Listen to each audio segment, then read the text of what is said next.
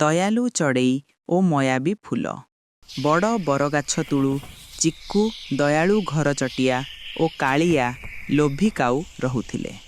ପ୍ରଚଣ୍ଡ ଖରା ହେତୁ ଜଙ୍ଗଲରେ ଜଳ କଷ୍ଟ ଥିଲା, କିନ୍ତୁ କାଳିଆ ନିଜ ପାଣି ଓ ଖାଦ୍ୟ ଲୁଚି ରଖିଥିଲା। ଦିନେ ଗଛ ମୂଳରେ ଏକ ମୟାବୀ ଫୁଲ ଫୁଟିଲା, ଯାହା କେବଳ ଦୟାଳୁ ଓ ନିଃସ୍ୱାର୍ଥପରମାନଙ୍କୁ ବରଦାନ ଦେଉଥିଲା ବୋଲି କାହାଣୀ ବ୍ୟାପିଲା।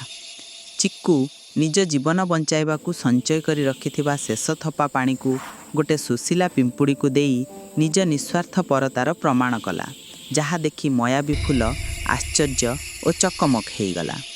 ଲୋଭୀ କାଳିଆ ସାଙ୍ଗେ ସାଙ୍ଗେ ଆସି ଫୁଲକୁ ଚିବିବାକୁ ଚେଷ୍ଟା କଲା, କିନ୍ତୁ ଫୁଲରୁ ତେଜ ବିଜୁଳି ବାହାରି ତାକୁ ଜୋରରେ ଧକ୍କା ଦେଇ ପକାଇଲା। କାଳିଆ ଡରରେ ଓ କଷ୍ଟରେ ପଛକୁ ହଟାଇଲା। ତାପରେ ଚିକ୍କୁ ଫୁଲ ପାଖକୁ ଆସି ନିଜ ପାଇଁ କିଛି ନ ମାଗି ସମସ୍ତ ଜଙ୍ଗଲ ପାଇଁ ପ୍ରଚୁର ବର୍ଷା ମାଗିଲା। ଚିକ୍କୁର ନିଃସ୍ୱାର୍ଥପର ଇଚ୍ଛା ଶୁଣି ସାଙ୍ଗେ ସାଙ୍ଗେ ଆକାଶରେ କଳା ମେଘ ଦେଖାଗଲା ଓ ଜୋରରେ ବର୍ଷା ହେବାକୁ ଲାଗିଲା। ସମସ୍ତ ପଶୁପକ୍ଷୀ ବର୍ଷାରେ ଖୁସିରେ ନାଚିଲେ ଓ କାଳିଆ ନିଜ ଲୋଭ ଭୁଲ ବୁଝିପାରି ଚିକ୍କୁ ପାଖରେ କ୍ଷମା ମାଗିଲା। ସେହି ଦିନରୁ ଚିକ୍କୁ ତାର ଦୟାଳୁତା ଦ୍ୱାରା ଜଙ୍ଗଲର ଅସଲି ନାୟକ ହୋଇଗଲା। ଦୟା ଓ ନିଃସ୍ୱାର୍ଥପରତା ହିଁ ପ୍ରକୃତ ଧନ।